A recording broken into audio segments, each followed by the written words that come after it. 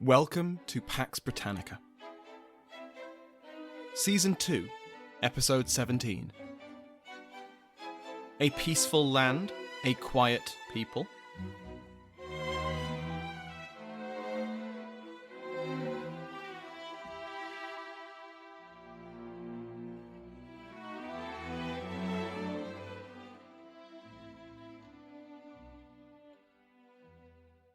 Welcome back to Pax Britannica. I'm your host, Samuel Hume.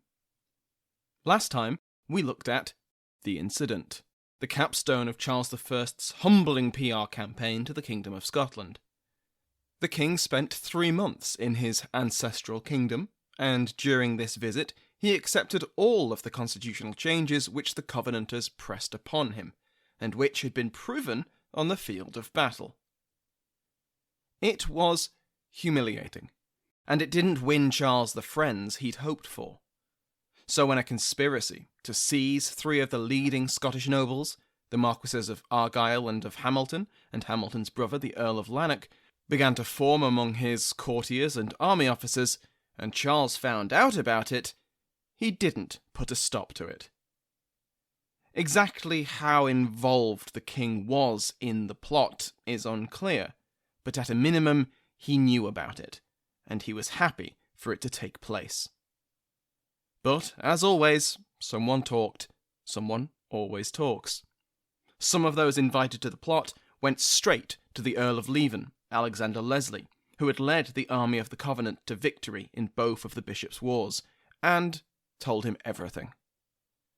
The whole conspiracy leaked like a sieve, and on the day of the planned coup, the targeted nobles fled Edinburgh. But, as we finished up, something else stole all the political attention. Because on the 22nd of October, 1641, Sir Phelim O'Neill captured Charlemont Fort in County Armagh. And for the first time since the 9 Years' War ended in 1603, peace in Ireland was shattered. Or at least, that's how it's traditionally been viewed. Contemporaries writing at the time and afterwards agreed that the rebellion appeared as if out of nowhere. Richard Bellings, an Irish Catholic lawyer, described Irish society on the eve of the rebellion as perfectly incorporated and enjoying the fruits of peace in a very notable increase of plenty.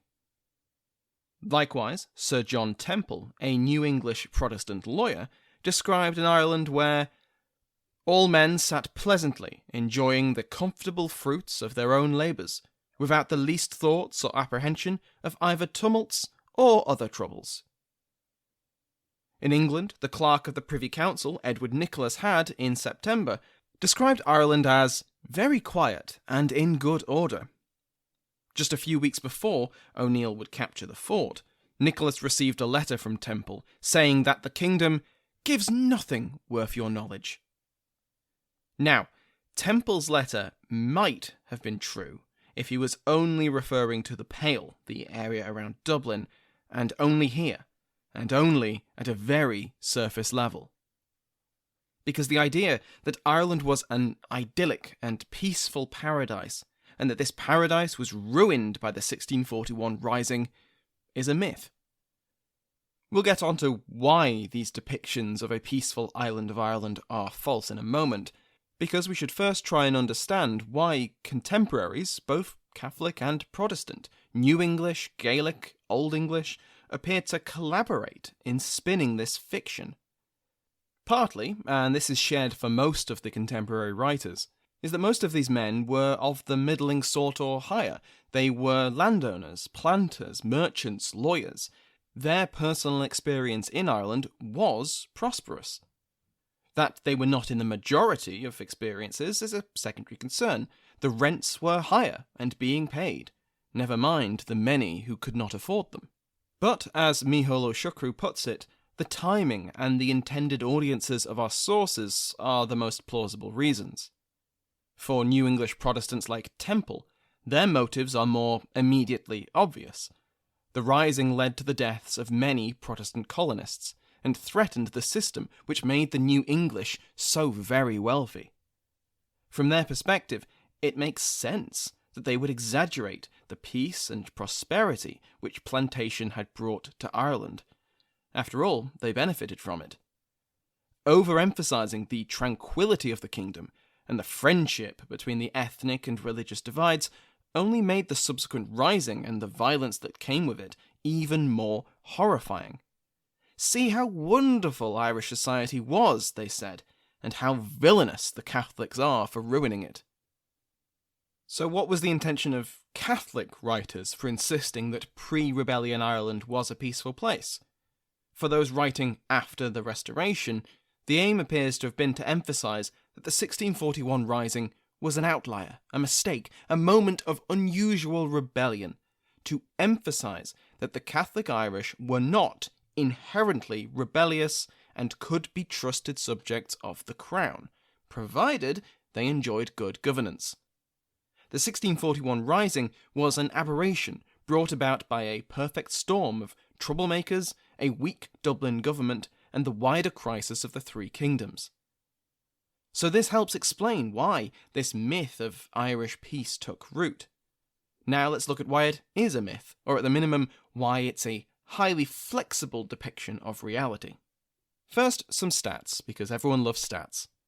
David Edwards, in his chapter in the Cambridge History of Ireland, states that between 1610 and 1641, so between the beginning of intense Stuart plantation and the rebellion, a period of 31 years, 23 of those years saw at least one rebellion.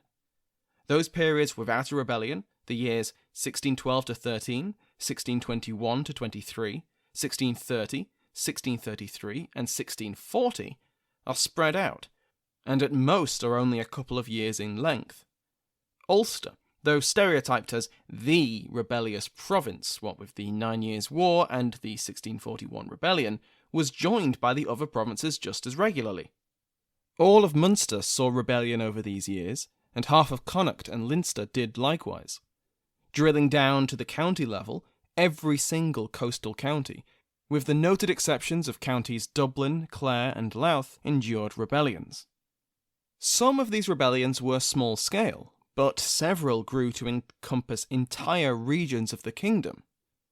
From 1639, Lord Deputy Wentworth had invoked martial law due to concerns about the Scottish crisis, and admitted privately that Ireland was becoming increasingly hard to control, despite his army of 4,000 men being twice that available to James VI and I's Lord Deputies. The problems, he admitted, were not new, and had been present since before he came to Ireland. Now imagine if we'd been talking about rebellions in Essex or Argyll every few years while we covered James's reign. We'd hardly view England or Scotland as kingdoms at peace. But, as in so many other ways, Ireland was different to its British sister kingdoms. Siochrú depicts a kingdom in a constant state of low-level warfare, while Edwards describes Wentworth's rule succinctly, quote, "The aura of unassailable government power that Wentworth projected was a brilliant contrivance, little else." End quote. Still, it was a contrivance that played a valuable role in balancing the factions within Irish society. Though members of all factions collaborated to bring down the Lord Deputy, once Wentworth, by then Strafford of course, was dead, that balance began to tip decisively in the favour of the New English. So instead of a kingdom at peace, we have an Ireland which was a volcano of division and unrest. The long-term causes of the rebellion, and indeed all of these other lesser-known rebellions, are very familiar to listeners of Pax Britannica, and so we won't retread that path. However, there were important short-term causes of the 1641 Rising. Firstly, remember that in spring 1640, Lord Deputy Strafford had summoned an Irish Parliament to provide taxation for the coming war with the Covenanters. This Parliament had obediently voted 4 subsidies of £45,000 to fund an army of 9,000 mostly Catholic Irish, with Strafford promising to address their grievances in a future session. Strafford then returned to England. The Second Bishops' War kicked off, and Strafford ended up in 2 pieces on Tower Hill within the year. We've heard all about this. But Strafford left behind two very important outstanding issues in Ireland: a parliament which had been promised that its grievances would be addressed, and a large army trained and ready to be used. Both had been controlled by Strafford, but he was dead, and before that he had been absent from Ireland. In June 1640, while the army of the Covenant was nearing its victory at Newburn, the Irish Parliament reconvened, and the Commons established a series of committees. These were made up of both Catholics and Protestants, and looked at various issues. One examined the discrimination against Galway proprietors. Another summoned representatives from those boroughs which Wentworth had recently disenfranchised. Another launched an investigation into the clergy, while another took aim at the Court of High Commission. What's interesting about these committees is not only that these were multi-faith bodies, but they were considering grievances at the lobbying of multiple factions of Irish society. The Gaelic Irish and Old English were keenly interested in the disenfranchised boroughs, the Presbyterians in the clergy, and everyone hated the Court of High Commission. Strafford's deputy, while he was away, Sir Christopher Wansford, prorogued Parliament to delay these worrying events.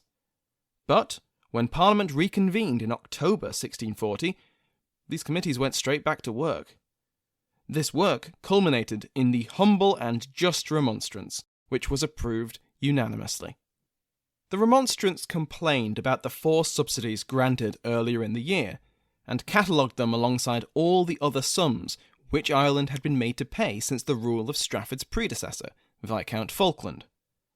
The current economic situation, which the Remonstrance described as extreme and universal poverty, had combined with a, quote, general and apparent decay of trade, end quote, and the infliction of the subsidies had brought many, quote, very near to ruin and destruction, end quote.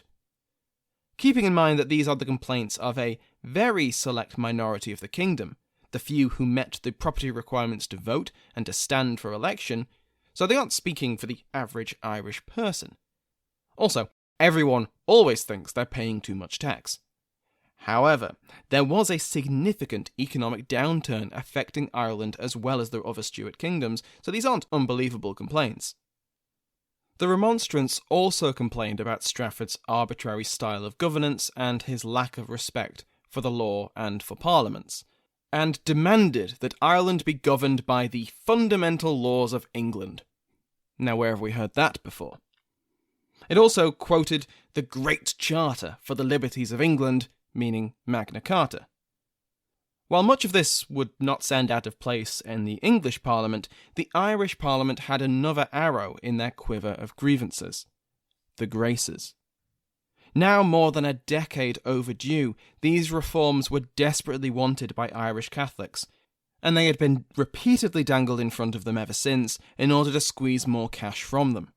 Enough was enough. The Remonstrance was passed unanimously, and a commission of 13, made up of Old English, New English, and a Gaelic Irish MP, were dispatched to England to present their remonstrance to that Parliament and to the King. This is the commission which collaborated in the downfall of Strafford. The Remonstrance was joined by the Schedule of Grievances in February 1641, which echoed many of the earlier document's complaints, though this was passed by the Lords. The objective of the Irish Parliament was achieved in May 1641, when Strafford was executed. Perceval-Maxwell quotes a prophetic comment from a contemporary, Sir Philip Perceval. "I remember I was in England when the Duke of Buckingham fell, whom many men thought the only cause of all the evils, but those that were of that opinion did not find it so afterwards." In other words, many problems had been blamed on the Duke of Buckingham, but after his death the problems remained. The same would be true for Strafford. The remarkable collaboration between the different religious and ethnic interests in Ireland had been held together solely by their shared hatred of Strafford. With their victory achieved, they lost their only uniting influence.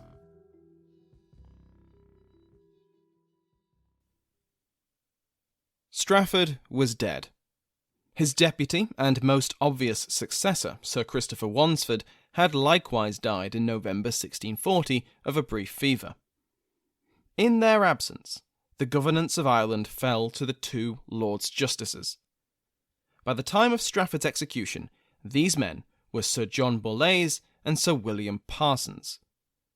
While there was no Lord Deputy present in Ireland, these men made up the kingdom's executive. And so it was to these men that Charles wrote to on the 3rd of April 1641. The letter arrived in Ireland on the 14th, in the care of 2 of the 13 commissioners, and it was a bombshell. Charles ordered the Lords Justices to confirm the graces and grant the other concessions. Effectively, it announced the end of plantation. This horrified the Lords Justices and the Irish Privy Council. If they confirmed the graces, they would drastically reduce the amount of Irish land that could be planted, and so the Irish government would lose access to a vital source of income. Of course, so would the new English on the Privy Council. Combined with general anti-Catholic prejudice, particularly from the infamously avaricious Lord Justice Parsons, the Dublin government did their best to drag their official feet. They were aided in this by Poyning's Law, but the parliamentary representatives did their best to counter this by successfully pressuring them to send the draft bills to England before declaring their grievances, which was not the traditional order of things. For the next few months, the Lords Justices, the Irish parliamentary committees, and the authorities in England debated points of constitutional law, and I won't be getting into all of that. One notable moment was when an Ulster Scot, who had been imprisoned under Strafford, appealed to the English House of Lords in the summer. This appeal came when the English and Scots were negotiating their treaty, and so this was something of a diplomatic incident and couldn't be put off. So, the English House of Lords summoned everyone who had been involved in that Scots imprisonment in order to get to the bottom of it. But this implied complete superiority of the English Parliament over the Kingdom of Ireland. Both the Irish Parliament and the Lords Justices balked at this implication and refused to attend. The process of approving the graces was again put on hold until the issue was over, partly at the instigation of the English lords, who sought to punish the uppity Irish. Eventually, negotiations restored the process, and the bills which would enact the graces were produced and dispatched to Ireland by the end of August. When the bills arrived in Dublin, Parsons complained bitterly that Charles had been too generous for too little. Parsons and his allies had time to fix this, as the Irish Parliament had been prorogued for a summer recess on the 7th of August. The next session was due to begin in November, but by October, Charles had been convinced of the need to extend the prorogation into 1642. By the time his decision had reached Ireland, though, the rebellion had already begun. Once again, the graces had been so close. The documents were there, they were on someone's desk in Dublin, they only needed to be acted on. But, once again, private and state interests in plantation, both English and Irish, and suspicion of, and prejudice to, Catholics, had prevented the graces. As Perceval-Maxwell puts it, quote, "Bills had reached Ireland that, once passed, would not only give security to existing estates, but also diminish the sapping of old English political power through land transfer. This had been attained through a bond between landowners of both faiths, and even men like Cork seem to have supported it.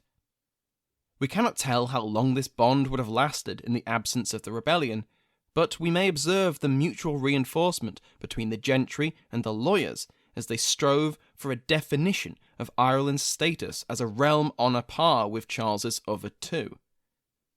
With hindsight, we can see that the failure to secure the passage of the Acts during the summer proved fatal. Charles's decision, and he bore ultimate responsibility, to postpone the November sitting meant that, once more, the settlement over security of land tenure was delayed, if not withdrawn. We'll hear more about Lord Justices Parsons and Borlase in the future, because for reasons we're about to get into, they're going to stay in their position for some time to come. Because, while a new Lord Deputy will be appointed, he will never set foot in Ireland while in office. That lucky individual will be Robert Sidney, 2nd Earl of Leicester. Leicester had spent the previous few years on a diplomatic mission to Alderaan, France. He'd returned to England in May 1641, with the falls of both Strafford and Laud presenting an opportunity and removing an opponent, respectively. In June, he was made the Lord Deputy of Ireland, but he remained in England for the next 2 months. At which point, you might imagine that he'd set off on his journey to take up his new position, but you'd be wrong to so imagine. Instead, Charles sent his new Lord Deputy of Ireland back to France. The consequences for this delay were enormous. Leicester was, like Strafford before him, an outsider to Irish politics. He could have played off the factions against each other and continued the balancing act which Strafford had managed for so long. He was a talented diplomat. That was, after all, why Charles had sent him back to Paris. And these skills were in vital need in Ireland. Leicester could have won Catholic leaders, both Old English and Gaelic Irish, back to the crown, or at least won enough trust that the delay to the Graces could pass without incident. Leicester could have been a brilliant Lord Deputy. He could have also been a terrible Lord Deputy, but we'll never know because he never actually visits Ireland. However, the absence of any Lord Deputy at all, good or bad, was a terrible weakness for the legitimacy of the Dublin government, almost in the same way as a regency or a minority causes instability. As the king's representative, Leicester would have been able to stand above the factions, or at least more than the Lords Justices, who were themselves established New English figures.